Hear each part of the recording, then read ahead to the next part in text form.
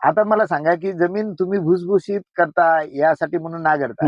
मी तुम्हाला दुसरा प्रश्न विचारतोय, तुमच्या धुऱ्यावरची जमीन तुम्ही नांगरता का? नाही, मग आता धुऱ्यावरची जमीन भुसभुशीत आहे का हे भुसभुशीत आहे? धुऱ्यावरची. मग ती कशी? ती तर न नांगरण्याची आहे. हा. नाही.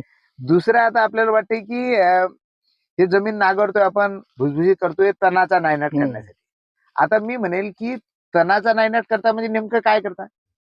नांगरणीने काय होते त्या तिथे तणाचं? जे वरचं तण दबते खाली वरचं दबते हा. म्हणजे तुम्ही काही बी नष्ट हा करता. नष्ट करतो. खाली स्वतः गेलं तर हो. तुमचं वाटते की नष्ट नष्ट होते. होते, हा. म्हणजे एकदाच बी कमी यातलं काही कमी केलं तर ते नष्ट होत असेल.